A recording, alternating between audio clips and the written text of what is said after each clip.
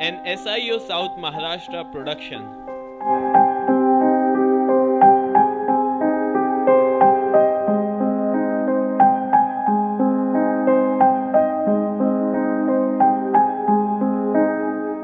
تعالیٰ فی المجید والفرقان الحمید اعوذ باللہ من الشیطان الرجیم بسم اللہ الرحمن الرحیم یا ایھا الذین آمنوا هل ادلکم علی تجارۃ تنجیکم من عذاب علیم تؤمنون باللہ ورسولہ وتجاہدون فی سبیل اللہ باموالکم وانفسکم ذالکم خیر لکم ان کنتم تعلمون صدق اللہ مولانا العظیم رب اشرح لی صدری ویسر لی امری واحلل عقدۃ من لسانی یفقہوا قولی ذمہ داران SIO اور ممبران تنظیم، ہر فرد کی یہ خواہش ہوتی ہے کہ وہ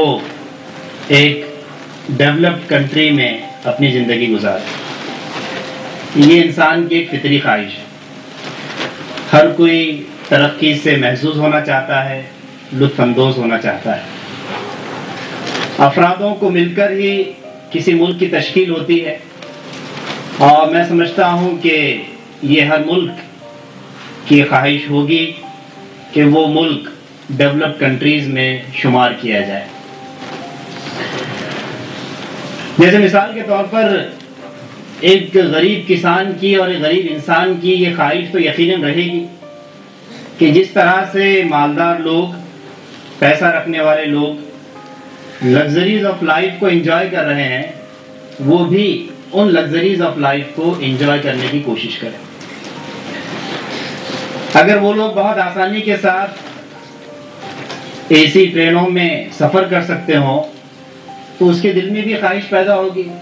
کہ وہ بھی کبھی AC ٹرین میں سفر کرے۔ میں سمجھتا ہوں کہ ہمارے ریلوے منسٹر لالو پرساد یادو نے غریبوں کے انہی کنسرنز کو شیئر کرنے کی اور اکوموڈیٹ کرنے کی کوشش کی۔ جب فطری خواہشات پوری نہیں ہوتی ہے تو ایک طرح کا اسٹرگل ہوتا ہے۔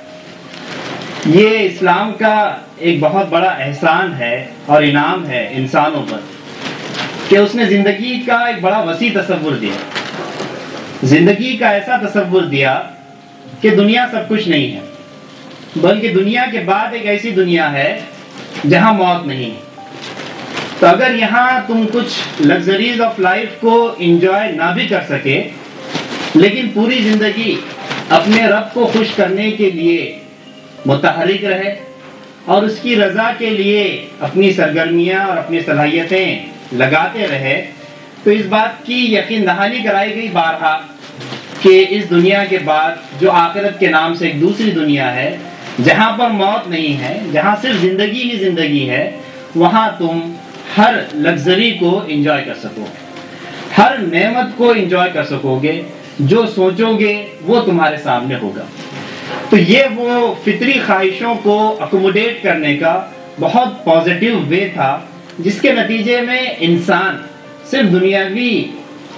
لگژریز کو اور دنیاوی آسائشوں کو حاصل کرنا اپنی زندگی کا مطمع نظر نہیں بناتا ہے، اس کا سول آبجیکٹیو نہیں بناتا ہے، بلکہ اصل آبجیکٹیو یہ بناتا ہے کہ اپنی سرگرمیوں کے ذریعے رب کو خوش کرے۔ دوستو، آج دنیا میں چند ہی ممالک ایسے ہیں جنہیں لوگ ڈیولپ کنٹری کہتے ہیں، جن میں کینیڈا کا شمار ہوتا ہے، امریکہ کا شمار ہوتا ہے، جاپان کا شمار ہوتا ہے، یورپین یونین کا شمار ہوتا ہے۔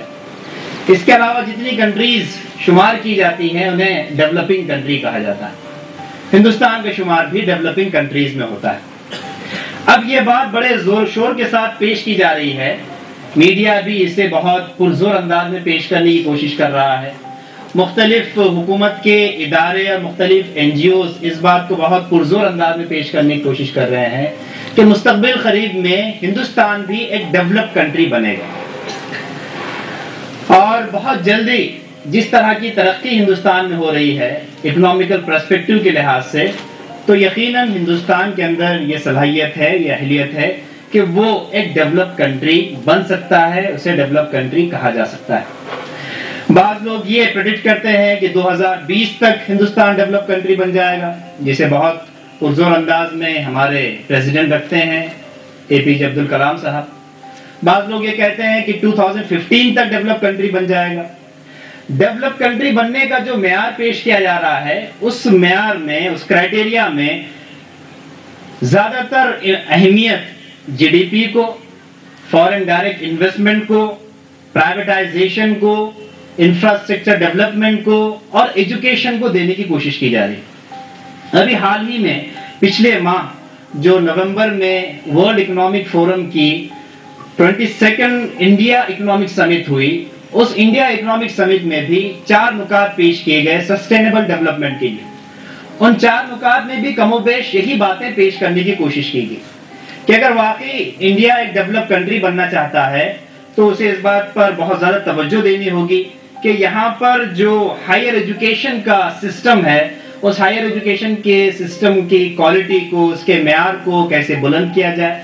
اور یہاں پر پرائیویٹائزیشن کا جو معاملہ چل رہا ہے اسے مزید کیسے اس میں تیزی لانے کی کوشش کی جائے، اور اس طرح کی مختلف چیزیں، انفراسٹرکچر ڈیولپ کیسے کیا جائے، اس طرح کی چند بنیادی چیزیں اس سمٹ کے اندر بہت پرزور انداز میں پیش کرنے کی کوشش کی گئی۔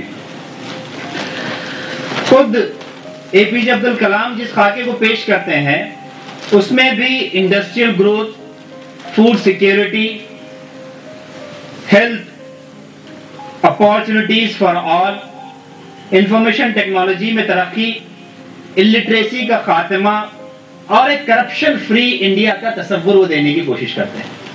ابھی حال ہی میں 14 نومبر کو جو چلڈرنز ڈے ہوا، اس دن انہوں نے جو خطاب کیا، اس خطاب کے اندر یہی بات انہوں نے پیش کی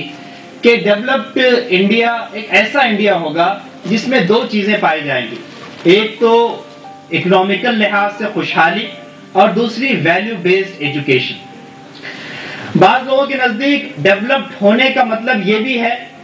کہ ویسٹرن سوسائٹیز کے اندر جو کلچرل ڈائمنشن سے مختلف چیزیں پائی جاتی ہیں، اگر اس آسپیکٹ سے ہندوستانی ترقی کر رہے ہیں، اس آسپیکٹ سے وہ کامیابیاں درج کرانے کی کوشش کر رہے ہیں، تو اسے بھی ڈیولپمنٹ کے کھاتے میں شمار کرنے کی کوشش کی جاتی ہے۔ میں اس موقع پر جو بات آپ لوگوں کے سامنے پیش کرنا چاہ رہا ہوں کہ یقیناً اس میں تو کوئی شک نہیں ہے کہ گزشتہ 19-20 سالوں میں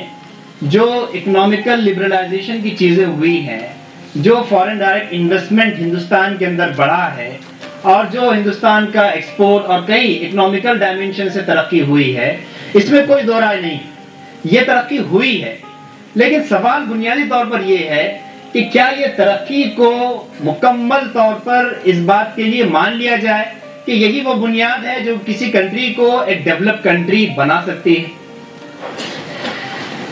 کیا اس بات کو مان لینا بہت زیادہ صحیح ہوگا؟ کیا یہ بہت زیادہ مبالغہ آرائی نہیں ہوگی کہ ہم اس بات کو پریڈکٹ کرنے لگے کہ جو کچھ فارن ڈائریکٹ انویسٹمنٹ ہمارے پاس ہوا ہے، کہ جو کچھ شیئر بازار کے اندر اچھال آیا ہے، جو اس کا گراف بڑھ رہا ہے،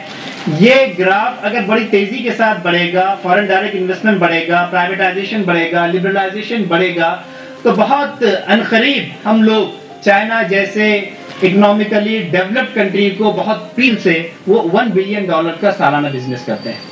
تو بہت زیادہ کمپیریزن کی گنجائش نہیں، لیکن جس طرح کا پریڈکشن میڈیا کے اندر ہم کو دیکھنے کو ملتا ہے، اس سے یہ اندازہ ہوتا ہے کہ ہم بہت عنقریب بڑی تیزی کے ساتھ چائنا کو شاید پیچھے کرنے میں کامیاب ہو جائیں گے۔ دوسری بات جو اس موقع پر میں آپ لوگوں کے سامنے پیش کرنا چاہ رہا ہوں وہ یہ کہ یقیناً ٹیکنالوجی کے میدان میں ترقی ہوئی ہے، میڈیکل فیلڈ کے اندر ترقی ہوئی ہے، ہم اس کو ٹوٹلی اگنور نہیں کر سکتے، لیکن اس ترقی کو کیا پورے ہندوستانی انجوائے کر پا رہے ہیں؟ بنیادی سوال یہ ہے۔ ہندوستان کی آبادی جو 1 بلین سے زیادہ ہے، کیا ہندوستان کی آبادی کا بیشتر حصہ اس ترقی کو انجوائے کرنے میں، اس ترقی سے محظوظ ہونے میں کامیاب ہو سکا ہے؟ اگر ہم واقعی صورتحال کا جائزہ لیں گے تو ہمارے سامنے یہی بات آئے گی کہ گو کہ اکنامیکل لحاظ سے فنڈز کا فلو ہوا ہے، فارن ڈائریکٹ انویسٹمنٹ بڑھا ہے، کئی چیزیں ہوئی ہے، لیکن ان تمام چیزوں کے باوجود ابھی بھی ہندوستان سے غربت کا مکمل خاتمہ نہیں ہوا ہے۔ ابھی بھی غریبوں کی تعداد جو ہمارے سامنے پیش کی جاتی ہے، تقریباً 1/4 پاپولیشن ابھی بھی ہندوستان کی بلو پاورٹی لائن۔ اس کے سلسلے میں بھی ڈفرنس آف اوپینین پائے جاتے ہیں، ڈفرنٹ کرائٹیریاز ہیں غربت کو جج کرنے کے لیے۔ خود آپ کے آندھرا پردیش کے سلسلے میں ابھی حال ہی میں بڑی انٹرسٹنگ رپورٹ سامنے آئی۔ 3 کرائٹیریاز اور 3 فیگر سامنے پیش کیے گئے بلو پاورٹی لائن کے۔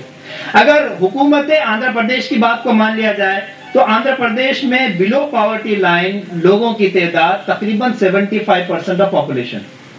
کیونکہ آندھرا پردیش کی حکومت کے پاس کرائٹیریا بلو پاورٹی لائن کے لیے ڈیفرنٹ ہے۔ اگر ہم پلاننگ کمیشن کے فگر کو مان لیں تو ان کے مطابق مشکل سے 16% of population of Andhra Pradesh below poverty line, اس لیے کہ ان کے پاس جو کرائٹیریا ہے پاورٹی لائن کو ڈیفائن کرنے کا وہ ڈیفرنٹ ہے۔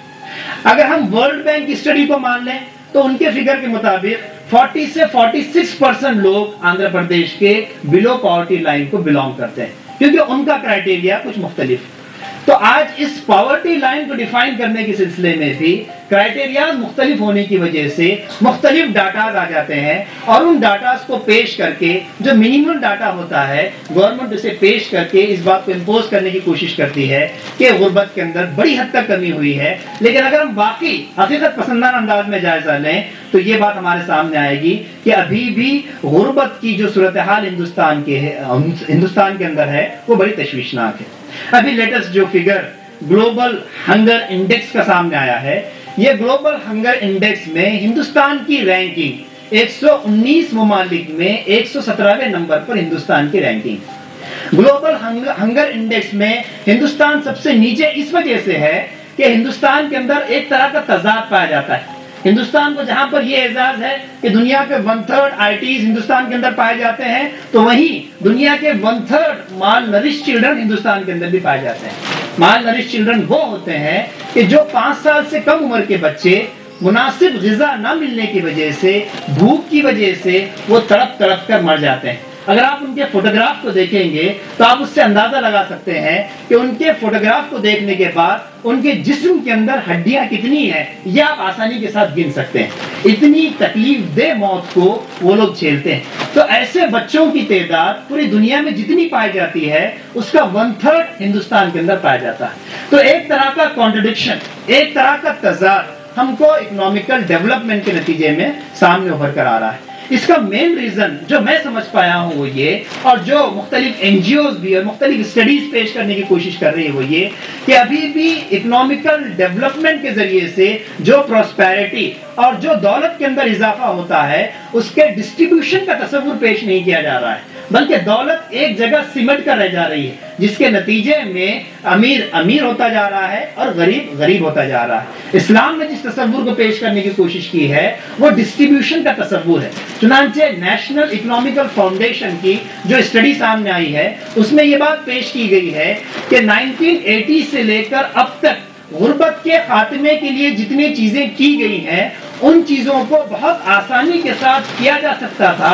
اگر اس پوری دنیا کے جو 10% مالدار لوگ ہیں وہ اپنی آمدنی کا صرف 1% حصہ غریبوں کے لیے خرچ کر دیتے تو یقیناً غربت کے خاتمے کے لیے جتنا کام کیا گیا گزشتہ 20-22 سالوں میں اس سے زیادہ بہتر انداز میں کام کیا جا سکتا تھا۔ تو اکنامیکل ڈیولپمنٹ کا زیادہ بہتر طریقہ یہ ہے کہ اکنامیکل ڈیولپمنٹ کا مین ٹارگٹ یہ ہونا چاہیے کہ غربت کا خاتمہ ہو اور کم سے کم انوائرمنٹ کو نقصان پہنچایا جائے اور growth as a by product ہمارے سامنے ابھر کر آئے۔ اگر ہم اندھی گروتھ کی جانب بڑھیں گے جس کے نتیجے میں انوائرمنٹ کو زیادہ سے زیادہ نقصان ہوگا اور غربت میں کوئی خاصا فرق نہیں پڑے گا تو یقیناً ایک عجیب طرح کے کانٹرڈکشن کی طرف ہم سوسائٹی کو لے جائیں گے کہ جہاں پر ایک ہی سوسائٹی کے اندر 2 سوسائٹیز ہم کو نظر آئیں گے جو بالکل مختلف ہیں اکنامیکل گراؤنڈ پر بھی اور مختلف چیزوں کو اور مختلف لگژریز کو انجوائے کرنے کے لحاظ سے۔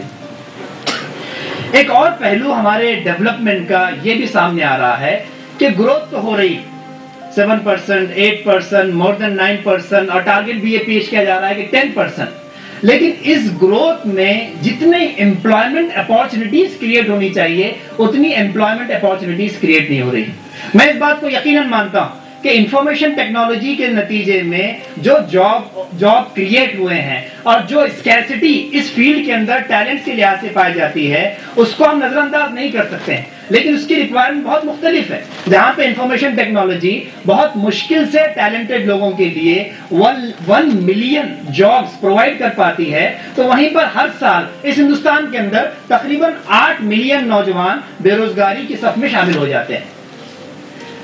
تو انفارمیشن ٹیکنالوجی کے نتیجے میں ایک نئی مڈل کلاس سامنے آئی ہے. مڈل کلاس کے اندر ایک ایلیٹ طبقہ سامنے آیا ہے جن کا پر کیپٹا انکم بڑا ہے. ہم اس کو نظر انداز نہیں کر سکتے. یقیناً وہ ہوا ہے جن کے پاس یہ ٹیلنٹ ہے, جن کو یہ موقع ملا کہ وہ مختلف مہنگے کورسز کو وہ لوگ برداشت کر سکے, مہنگے کورسز انہوں نے کیے اور اس کے بعد انہوں نے یہ سروسز اختیار کی ہیں. تو یقیناً یہ تو گروتھ ہوئی ہے, لیکن جتنی ریکوائرمنٹ ہے ہندوستان کے اندر اتنی ریکوائرمنٹ کو سامنے رکھتے ہوئے جتنے اپارچونٹیز امپلائمنٹ کی کریٹ ہونی چاہیے تھی وہ اپارچونٹیز کریٹ نہیں ہوئی. ابھی ٹیم لیز انڈیا کا ایک لیٹسٹ سروے سامنے آیا ہے اور اس میں اس بات کو پریڈکٹ کرنے کی کوشش کی گئی ہے کہ اگر اسی طریقے سے اکنامیکل گروتھ چلے گی, جسے جاب لیس گروتھ کہا جا رہا ہے کہ جابز کم سے کم ملیں گے اور ان امپلائمنٹ بڑھے گا, تو اگر یہی ٹرینڈ چلتا رہا تو 2020 میں ہندوستان میں ان امپلائمنٹ ایکسپلوژن ہوگا. تو جاب لیس گروتھ بھی ہمارے اس ڈیولپمنٹ کا ایک ڈائمنشن, ایک تضاد ابھر کر سامنے آ رہا ہے. پھر تیسری چیز جو میں اس موقع پر آپ لوگوں کے سامنے پیش کرنا چاہ رہا ہوں وہ یہ کہ پالیسیز کا اورینٹیشن ایسا ہے کہ جس میں ہر سٹیزن کو ایکول اپارچونٹیز کم ملے گی. جن کے پاس مال زیادہ ہے, جن کے پاس ریسورسز زیادہ ہیں, وہ اپنے ریسورسز کو لگائیں گے, وہ اپنے ریسورسز کو استعمال کریں گے اور وہ ترقی کی منزلیں طے کرتے چلے جائیں گے. مختلف اسکیموں کو آپ دیکھتے چلے جائیں, چاہے وہ so called special economic zone ہو یا سو کالڈ فری مارکیٹ. میں اس اسپیشل اکنامک زون کو اس لیے سو کال کہہ رہا ہوں کہ یہ اسپیشل اکنامک زون نہیں بلکہ اسپیشل ایکسپلائٹیشن زون ہے کہ آپ کسانوں سے زبردستی ان کی فرٹائل زمین لیں گے اور کیپٹلسٹ حضرات کے ہاتھوں میں دے دیں گے تاکہ وہ اپنے مقاصد کے لیے اس کو استعمال کریں. بنیادی سوال یہ ہے کہ اگر آپ واقعی انڈسٹریل گروتھ چاہتے ہیں تو اس پوری زمین کا صرف 25% حصہ انڈسٹری کے لیے کیوں استعمال کر رہے ہیں؟ آپ اس لینڈ کا میکسیمم حصہ انڈسٹری کے لیے استعمال کرنے کی کوشش کیجیے. آپ صرف 25% حصہ اس انڈسٹری کے ڈیولپمنٹ کے لیے استعمال کریں گے اور 75% حصہ مختلف انفراسٹرکچر کو ڈیولپ کرنے کے بہانے شاپنگ مالز بنائیں گے, مختلف اور نئی چیزیں بنائیں گے جو ایک طرح کا ریئل اسٹیٹ بزنس کو بوم دینے والا معاملہ ہوگا, ریئل اسٹیٹ کو بڑھاوا دینے والی بات ہوگی. آپ اس تجویز کو کیوں نہیں مان رہے ہیں؟ اگر واقعی آپ ڈیولپمنٹ چاہتے ہیں تو جن کسانوں سے آپ زمین لے رہے ہیں ان کو ہر سال آپ رائلٹی دینے کی کوشش کریں. ایک ہی وقت معاوضہ نہ دیں بلکہ جو منافع اس زمین سے ہر سال حاصل کیا جاتا رہے گا اس کا کچھ نہ کچھ پرسنٹیج ایز اے رائلٹی اس کسان کے کھاتے میں جائے. اس بات کو تسلیم کرنے کے لیے کیوں حکومت تیار نہیں؟ پھر اس کے بعد یہ جو فری مارکیٹ کے نعرے بلند کیے جاتے ہیں, میں اسے فری مارکیٹ نہیں مانتا بلکہ یہ تو فورسڈ مارکیٹ ہے.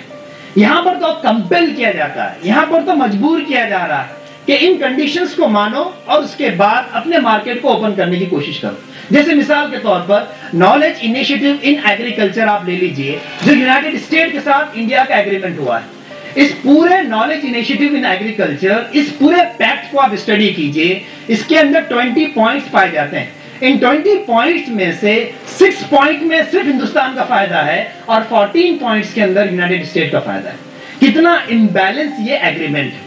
اسی کا یہ نتیجہ ہے کہ بیٹا کاٹن اور اس طرح کی مختلف مونسینٹو جو کمپنیز ہیں جو جینیٹیکلی ماڈیفائڈ سیڈ کو بڑھاوا دینا چاہتی ہیں, تو یہاں کے کسانوں کو مجبور کیا جائے گا کہ وہ ان کے سیڈ کو پرچیز کرے, مہنگے داموں پر پرچیز کرے اور انہی کے سیڈ کو خریدے جو سیڈز ان کی زمین کی فرٹیلیٹی کو متاثر کرنے والے.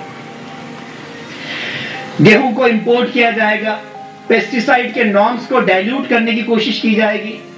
جو گیہوں ہندوستان کے اندر آئے گا اس کے اندر پیسٹیسائڈ کا جو لیول ہندوستان کے کوالٹی کرائٹیریا کے مطابق بہت زیادہ پایا جاتا ہے تو اسے ڈائلیوٹ کیا جائے گا اور مجبور کیا جائے گا کہ آپ اتنا گیہوں یونائٹڈ اسٹیٹ سے یقیناً پرچیز کریں. یہ اس پیکٹ کے کمپلشنز ہیں جس کے تحت ہندوستان نے مختلف ایگریمنٹس کیے. تو دوستو المختصر یہ کہ گروتھ کا جو ماڈل پیش کیا جا رہا ہے اس ماڈل سے ہم 100% اتفاق نہیں کرتے. ہم اس بات کو تو یقیناً تسلیم کرتے ہیں کہ ہندوستان کی پاپولیشن کا جو اسٹرکچر ہے, ہیوی باٹم پاپولیشن یہ اسٹرکچر ہے, یہاں پر نوجوانوں کی بڑی تعداد پائی جاتی ہے, یہاں پر اپارچونٹیز غیر معمولی ہے. اگر ہمارے ان نوجوانوں کو، ان طلباء کو صحیح خطوط پر ان کی تربیت کی جائے گی، ایجوکیشن کے ایکول مواقع دیے جائیں گے، ایکول اپارچونیٹیز دی جائیں گی، ان کے ٹیلنٹس کو صحیح انداز میں ڈیولپ کیا جائے گا، ان کے لائف کے سامنے ایک براڈر آبجیکٹو پیش کرنے کی کوشش کی جائے گی، ان خطوط پر اگر کام ہوگا اور مختلف زاویوں سے ہوگا، مختلف تنظیمیں، مختلف این جی اوز اور خود حکومت اپنی سوشل رسپانسبلٹیز کو ادا کرے گی، تو یقیناً ہندوستان کے اندر اتنے پوٹینشیلز پائے جاتے ہیں کہ وہ اپنے آپ کو ایک ڈیولپ کنٹری بنا سکتا ہے۔ لیکن جو ماڈل اس وقت پیش کیا جا رہا ہے، اس پورے ماڈل کی بنیاد پر یقیناً مکمل طور پر ہندوستان کبھی بھی ایک ڈیولپ کنٹری کہلایا جائے گا، اس پر ہمیں ڈاؤٹ ہے، اس لیے کہ ایک طرح کا کانٹرڈکشن اور ایک طرح کا تضاد پیدا ہوگا ہندوستانی سوسائٹی کے اندر۔ ہمارے نزدیک ڈیولپ انڈیا کے اندر جو چیزیں ہونی چاہیے، اس میں سب سے پہلے تو یہ کہ ایجوکیشن، کوالٹی ایجوکیشن حاصل کرنے کے لیے یکساں مواقع دیے جائیں۔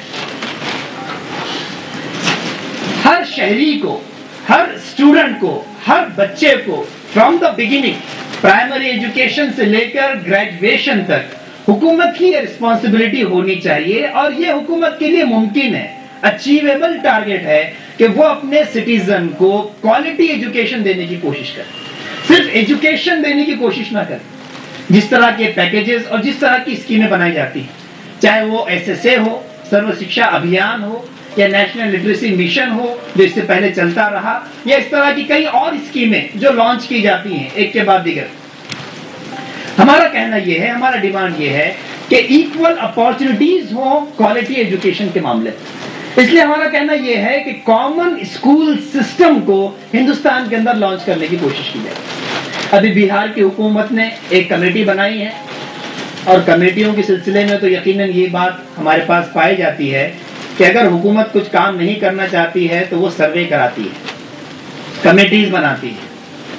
اب وہ کمیٹی اپنی رپورٹ پیش کرتی ہے بڑی مشکل کے ساتھ، تو پھر اس کے اوپر بھی ایک پالیٹکس ہوتی ہے، اس پر بھی سیاست پوری چلتی ہے، پولیٹیکل مائلیج حاصل کرنے کی کوشش کی جاتی ہے۔ پھر اس کے بعد یہ کہ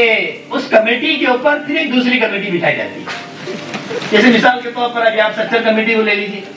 سچر کمیٹی نے خود محنت کی اور اپنی رپورٹ اور اپنے پرپوزلز تیار کر دی۔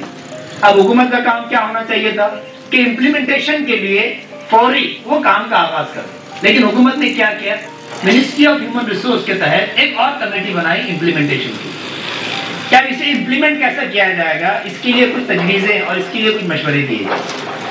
تو ابھی بہار کی حکومت نے چند ماہ پہلے ایک کمیٹی بنائی ہے کہ کامن اسکول سسٹم کے اس آئیڈیا کو کیسے پریکٹیکل شیپ دیا جائے۔ یہ آلریڈی 1986 کی ہماری نیشنل ایجوکیشن پالیسی کا پارٹ ہے کہ ہندوستان میں کامن اسکول سسٹم کو لانچ کیا جائے کہ امیر ہو یا غریب یکساں مواقع ہوں، ایک ہی معیار کے اسکول ہوں جس میں انہیں تعلیم دی جائے، اور اس میں پھر دیکھا جائے کہ کمپٹیشن کے معیار پر کون پورا اترتا ہے۔ کیونکہ ابھی بھی ہمارا ماننا یہی ہے کہ غربت کی وجہ سے طلبہ کی ایک بڑی تعداد ڈراپ آؤٹ کا فیصلہ کرتی ہے، تعلیم سے اپنا تعلق منقطع کرتی ہے۔ سی اے جی کی جو رپورٹ آئی ہے اس میں یہی بات پیش کی گئی ہے کہ 40% اسٹوڈنٹ ابھی بھی ہندوستان میں ایسے ہیں جو محض غربت کی وجہ سے، غریب فیملی کو بلانگ کرنے کی وجہ سے اسکول آنا بند کر دیتے ہیں اور کوالٹی ایجوکیشن نہیں لے پاتے ہیں۔ پھر روزگار کی اپارچونیٹیز ہوں، ہیلتھ سیکٹر کو ڈیولپ کیا جائے، سماج میں برائیوں کو ختم کرنے کے لیے اچھے میجرز لیے جائیں، اسے امپلیمنٹ کیا جائے، کرپشن فری سوسائٹی کو بڑھاوا دینے کی کوشش کی جائے، ایک ایسی سوسائٹی بنائی جائے جہاں پر ہیومن ڈگنیٹی کا پاس و لحاظ ہو، اس طرح کی کئی چیزیں، جوڈیشل سسٹم ہمارا بہت اچھا ہو، ایڈمنسٹریشن جو ہو، بیوروکریسی جو ہو، وہ مختلف پلانز کو بہت ٹرانسپیرنسی کے ساتھ امپلیمنٹ کرنے کی کوشش کریں۔ یہ وہ مختلف ڈائمنشنز ہیں جس پر کام کرنے کی ضرورت ہے اور ہندوستان کو ایک ڈیولپ کنٹری بنانا چاہیے۔ اب آئیے میرے اس موضوع کے دوسرے حصے پر کہ ہندوستان اگر ایک ڈیولپ کنٹری بنے گا تو اس میں ہمارا رول کیا ہوگا، ایس آئی او کو اس میں کیا رول پلے کرنا چاہیے، مستقبل میں ایس آئی او کو کن خطوط پر کام کرنا چاہیے، ان خطوط پر کام کرنے کے لیے ابھی سے ہمیں کن پہلوؤں سے اپنے اندر اصلاح اور ریفارم لانے کی کوشش کرنی چاہیے، اور اپنے ورکنگ اسٹائل کو تبدیل کرنے کی ہمیں صحیح اور جہد کرنی ہوگی۔ سب سے پہلی چیز اس سلسلے میں جو میں آپ کے سامنے پیش کرنا چاہ رہا ہوں وہ یہ، طلبہ کی ایک بڑی تعداد ابھی بھی ہندوستان میں پائی جاتی ہے، گو کہ یہ اس ایج گروپ کا صرف 11% ہے، لیکن اس کے باوجود بھی طلبہ کی ایک کنسیڈریبل تعداد ہندوستان کے کالجز اور کیمپسز میں زیر تعلیم۔ ہمیں طلبہ میں اپنے کام کو مزید بڑھانا ہے اور طلبہ کی وسیع شمولیت کو یقینی بنانے کی ہمیں کوشش کرنی ہے۔ اس کے لیے ہمیں زیادہ تر طلبہ کی علمی و عملی رہنمائی کے لیے مختلف پروگرام تجویز کرنے ہوں گے۔ ہمارے سیمینار، ہمارے سمپوزیمز، ہمارے پینل ڈسکشنز، مختلف ڈیبیٹس، مختلف کمپٹیشنز کا اورینٹیشن طلبہ کے ایشوز کو ایڈریس کرنے والا، تاکہ ہم ان کے لیے فکری غذا بھی دے سکیں اور ہم ان کی عملی رہنمائی بھی کر سکیں۔ ہم طلبہ کے سامنے مختلف ایشوز پر ڈیبیٹ کریں، ڈسکشن کریں۔ یقیناً جب ہم طلبہ کے سامنے فکری اور عملی رہنمائی کا یہ ٹارگٹ اچیو کرنا چاہتے ہیں اور اس ٹارگٹ کو فلفل کرنا چاہتے ہیں، طلبہ کو لیڈ کرنا چاہتے ہیں ان دو فرنٹس پر، تو یقیناً ہماری صفوں میں اور ہماری افرادی قوت میں اچھی خاصی تعداد ایسے ممبران کی ہونی چاہیے جو اپنے مختلف فیلڈز کے اندر ذہین بھی ہوں، ایکسپرٹ بھی ہوں اور اس تنظیم کے لیے کمیٹڈ بھی ہوں، اس تنظیم کے لیے بہترین قربانیاں پیش کرنے والے ہوں، بڑی سی بڑی قربانیاں پیش کرنے والے ہوں۔ جیسا کہ ابھی ہمارے بھائی نے آپ کے سامنے بہت تفصیل سے باتیں پیش کی کہ محبت، تنظیم کے ساتھ محبت کا تقاضا کیا ہے، میں ان باتوں کو یہاں پر ریپیٹ نہیں کروں گا۔ تو طلبہ کے سامنے ہماری آئیڈیالوجی کو، ہمارے پیغام کو، ہمارے مشن کو مدلل انداز میں پیش کرنا ہوگا، اسے موضوع بحث بنانا ہوگا، اسے پاپولر بنانے کی کوشش کرنی ہوگی، نئے نئے آئیڈیاز کو قائم کرنا ہوگا، ٹرمز کو قائم کرنا ہوگا اور انہیں فلوٹ کرنے کی ہمیں کوشش کرنی ہوگی۔ جتنے بھی ماڈرن مینز پائے جاتے ہیں ان تمام ماڈرن مینز کو ہم اختیار کریں اور اپنے آئیڈیاز کو پاپولر بنانے کی کوشش کریں کہ طلبہ انہی موضوعات پر ڈسکس کریں، انہی موضوعات پر ڈیبیٹ کریں اور ان کی ان خطوط پر ذہن سازی ہو۔ دوستو، ہمارے پاس افرادی قوت میں اچھے ٹاکنگ ایکسپرٹس، اچھے رائٹرز، اچھے کریٹیو آئیڈیاز دینے والے لوگ اور کمیٹڈ لوگ، جن کے اندر غیر معمولی کمٹمنٹ ہو، جن سے اگر تنظیم کسی بھی جنکچر پر وقت کی قربانی کا تقاضا کریں تو وہ انکنڈیشنل سیکریفائس کے لیے تیار ہوں۔ وہ اپنے کیریئر کو بنیاد نہ بنائیں، وہ اپنی کئی گھر کے مسائل کو بنیاد نہ بنائیں، بلکہ ان کے پیش نظر یہ ہو کہ یہ فیصلہ اللہ رب العزت کی طرف سے ہے، ہم جو کام کر رہے ہیں وہ کام بڑا ہی عظیم کام ہے، اس کی عظمت کو ہم سمجھیں، اس ذمہ داری کو ہم سمجھیں، یہ فیصلہ اللہ تعالیٰ کی طرف سے ہے تو یقیناً اللہ تعالیٰ ہمارے مسائل کو حل کرے گا، وہ رزاق ہے، وہ ہمارے رزق کا انتظام کرے گا، وہ ہمارے کیریئر کو بھی اچھا بنائے گا۔ انکنڈیشنل سیکریفائس کے لیے ہمارے افراد تیار ہونے چاہیے طلبہ میں بڑے پیمانے پر کام کرنے کے لیے، اور اکثر و بیشتر میں یہی بات کہتا ہوں کہ ہمارا ٹارگٹ یہ ہونا ہے کہ منیمم اس کالج کا جو ذہین طالب علم ہے وہ ہماری آرگنائزیشن سے کسی نہ کسی حیثیت کے اندر جڑ جائے، اگر وہ غیر مسلم بھی ہے تب بھی وہ ہمارے کسی سوشل فورم کا ممبر بن جائے، وہ مسلم ہے تو وہ ہمارا ایسوسیٹ بن جائے، ممبر بن جائے، تنظیم سے ان ٹچ ہو کر وہ کالج سے فارغ نہ ہو، وہ اپنی تعلیم کو مکمل نہ کرے، اس بات کو ہمیں یقینی بنانا ہوگا۔ اس لیے غیر معمولی پوٹینشیل ہمارے ہندوستان کے اندر پائے جاتے ہیں۔ دوستو، یہی وہ طلبہ ہیں جو آگے چل کر لیڈر بننے والے ہیں، یہی وہ طلبہ ہیں جو آگے چل کر پالیسیز کو ڈیزائن کرنے والے ہیں، یہی وہ طلبہ ہیں جو آگے چل کر ہندوستان کو ایک ڈیولپ نیشن بنانے والے ہیں، یہی وہ طلبہ ہیں جو آگے چل کر بہترین پولیٹیشن بننے والے ہیں، سوشل سائنٹسٹ بننے والے ہیں۔ یہ بہت بڑا ایسٹ ہے، اس پر ہمیں محنت کرنے کی ضرورت ہے، اس پر خصوصی توجہ دینے کی ضرورت ہے، ان کے درمیان وقت گزارنے کی ضرورت ہے، ان کے درمیان علمی موضوعات پر ڈیبیٹ کرنے کی ضرورت ہے، ان کے اندر جو علمی تشنگی پائی جاتی ہے اس تشنگی کو دور کرنے کی ضرورت ہے۔ پوری علمی تیاری کے ساتھ ہم میدان عمل میں اتریں، اللہ تعالیٰ سے اپنے تعلق کو مضبوط کریں تو یقیناً یہ وہ فرنٹ ہے جس پر ہمیں اللہ تعالیٰ کامیابی سے ہمکنار کرے گا۔ دوسری چیز، ہمیں طلبہ کے مسائل کو بھی حل کرنا ہو۔ طلبہ کے مسائل کے حل کے سلسلے میں یہ بات اکثر و بیشتر میں کہتا آیا ہوں کہ ہم کو صرف ایک وائس کا رول ادا نہیں کرنا کہ جو مورل لیکچرز دیتا ہو، جو اخلاقیات کا درس دیتا ہو، یہ آئیڈینٹی کے ساتھ ہمیں کام نہیں کرنا ہے صرف، ہمیں مورل لیکچرز تو دینے ہیں، ہمیں طلبہ کے اندر اخلاقی بگاڑ ہے اس کی اصلاح تو کرنی ہے، ایک مربی کا رول پلے کرنا ہے، اور ہمارا کیریکٹر بھی اتنا بلند ہونا چاہیے کہ بے داغ کیریکٹر کے حامل ہم لوگ ہوں، کہ طلبہ ہمارے کیریکٹر سے بھی متاثر ہوں۔ یقین یہ فرنٹ ہے جس پر ہمیں کام کرنا ہے، لیکن اس سے آگے بڑھ کر جس پر توجہ کی ضرورت ہے وہ یہ کہ ہم ان کے مسائل کو بھی حل کرنے کی کوشش کریں۔ ہم داعی اسلام ہیں اور داعی اسلام اپنے مدعوین کے مسائل سے اپنے آپ کو دور نہیں رکھ سکتا۔ طلبہ کے مسائل کو ایڈریس کرتے وقت صرف مسلم طلبہ کے مسائل میں دلچسپی نہیں رہے گی، بلکہ آگے بڑھ کر مسلم کے ساتھ ساتھ جنرل طلبہ بھی جو پائے جاتے ہیں جن کے ساتھ ہم کالجز میں رہتے ہیں ان کے مسائل کو بھی حل کرنے کی کوشش کرنی۔ میں یہ بات مزید واضح کر رہا ہوں کہ اسلامی طلبہ تنظیم ضرور ہے لیکن ہم مسلم طلبہ تنظیم نہیں ہے۔ ہم نے اسلام کو ایک آئیڈیالوجی کے طور پر ضرور قبول کیا ہے لیکن ہم صرف مسلمان نمائندہ تنظیم نہیں ہے، اور ہمارے پاس تصور آدم کا ہے۔ ہم آدم علیہ السلام کے ناطے ہر اس انسان کو سمجھتے ہیں جو اس دنیا میں زندگی کر رہا ہے۔ اس وسیع تصور کے ساتھ کام کرنے کی ضرورت ہے۔ تیسری چیز، ہمیں پریسٹیجیس اداروں میں اپنی تنظیم کی شاخیں قائم کرنے کے لیے ایکسٹرا ایفرٹس لگانے ہوں گے۔ چوتھی چیز، ہمیں طلبہ کو اپنی جانب اٹریکٹ کرنے کے لیے مختلف فورمز کو استحکام دینے کی کوشش کرنی ہوگی، چاہے وہ انجینئرنگ فورم ہو، کلچرل فورم ہو، سوشل فورم ہو، یا مستقبل مزید نئے فورمز کی ہمیں ضرورت محسوس ہو۔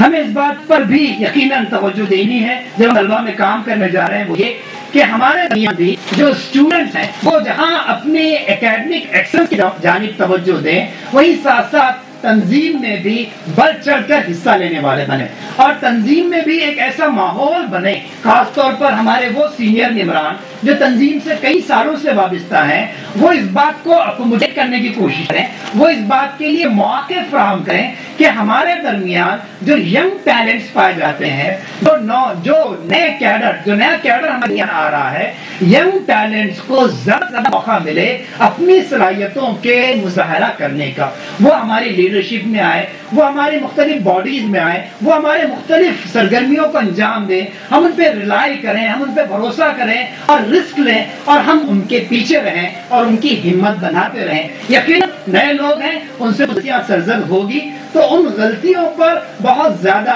ہم ان کی بات پرس نہ کریں بلکہ انہیں موٹیویٹ کریں، اور جہاں پر واقعی قابل اصلاح پہلو ہمیں نظر آتے ہیں ان کی ہم شامل کرنے کی کوشش کریں۔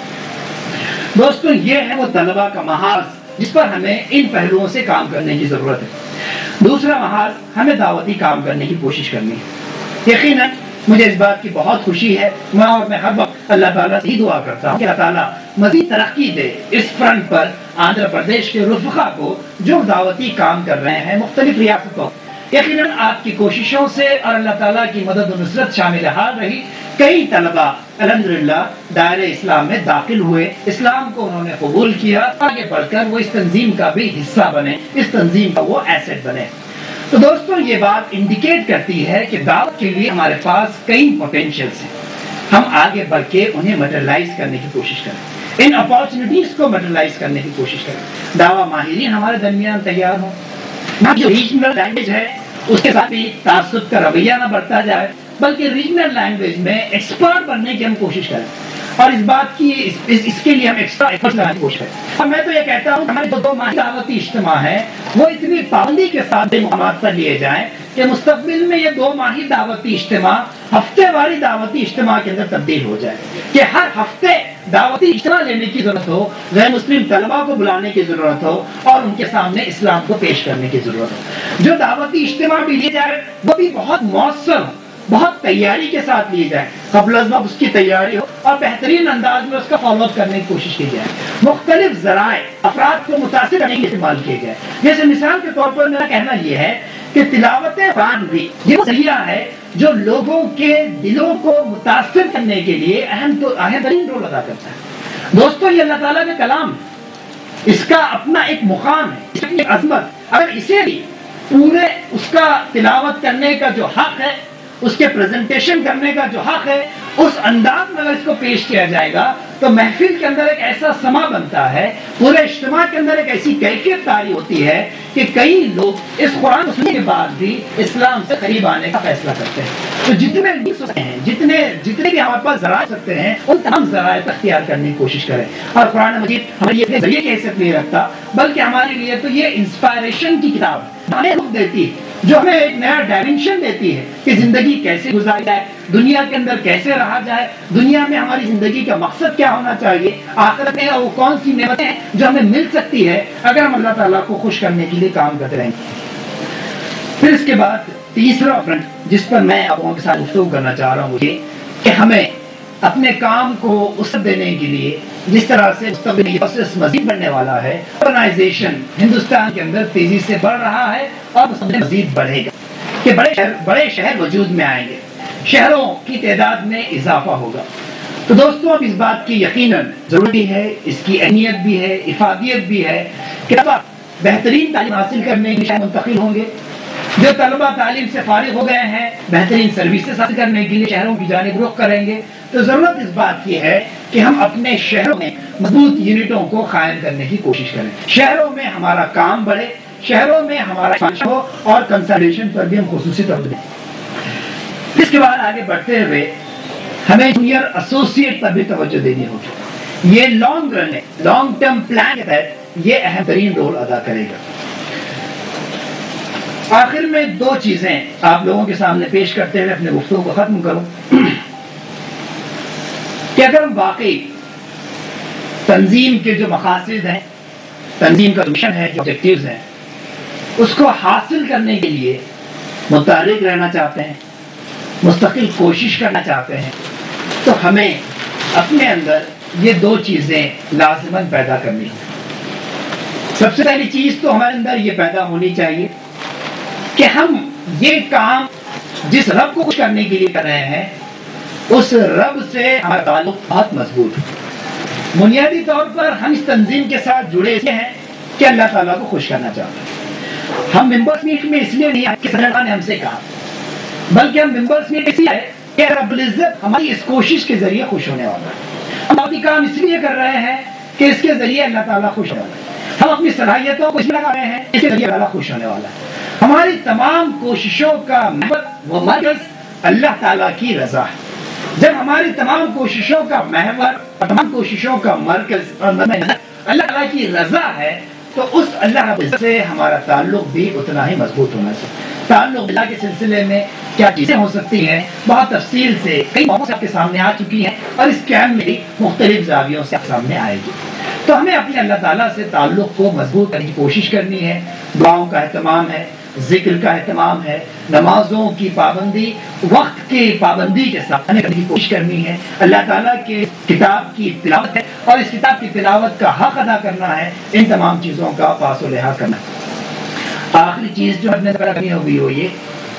کہ ہم ٹارگیٹس تو سیٹ کریں، بہت سے کریں، بہت غور و خوض کر کے ٹارگیٹ کو سیٹ کرنے کی کوشش کریں، بہت اچھی پلاننگ کی کوشش کریں، فیوچر پر بہترین انداز میں پریڈکٹ کرنے کی کوشش کریں کہ آج اگر ہم کام کریں گے تو مستقبل میں اس کے کیا اثرات ہیں جس کو آنے والے لوگ سمیٹ سکتے ہیں۔ پلاننگ ہماری بہت عمدہ ہو، بہت اچھی ہو، بہت پریسائز ہو، لیکن جب ہم پلان تیار کریں تو یقیناً اس پلان میں ہر ایک کو اپنا کچھ نہ کچھ رول تو پلے کرنا ہوگا۔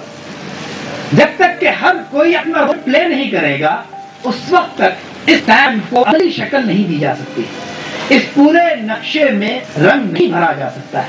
تو دوستو ہمارے اندر جو دوسری چیز چاہیے وہ یہ کہ جو ٹارگیٹ ہمیں دیا جائے اس ٹارگیٹ کو اچیو کرنے والے ہم بن جائیں، سمعنا واطعنا، ہم سے کہا اور ہم نے اطاعت کی، پھر ٹارگیٹ دیے گئے اور ہم اپنے ذمہ دار کے سامنے ان ٹارگیٹ کو حاصل کر اپنی رپورٹ پیش کرنے کی کوشش۔ دوستو یہ بات اپنے ذہنوں میں ایک مرتبہ پھر تازہ کر لیں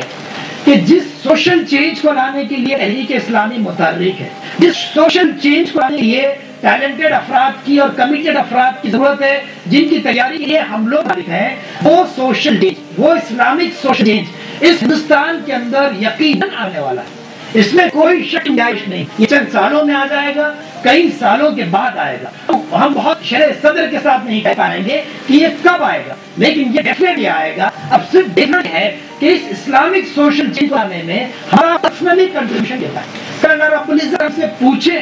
کہ تم نے اپنی ذمہ داریوں کا حق ادا کیا یا نہیں کیا، تو ہم پورے صدر کے ساتھ اللہ تعالیٰ کے سامنے بات پیش کر سکے کہ ہاں اے اللہ تعالیٰ یہ وقت ہمیں ملا، یہ صلاحیت نے ہمیں دی تھی، یہ مان میرے پاس تھا، میں نے یہ تمام کا تمام ایک آدھ کے لیے تیرے نام تنظیم بنی تھی، اس تنظیم کے مقاصد کو حاصل کرنے کے لیے لگا دیا. تو دوستو امپلیمنٹیشن کے میدان میں بھی ہمیں بہت اہم رول ادا کرنے کی کوشش کرنی ہے. چنانچہ سب یہی بات پیش کرتا ہوں کہ پلان امپلیمنٹ افیکٹولی. وآخر دعوانا الحمدللہ رب العالمین.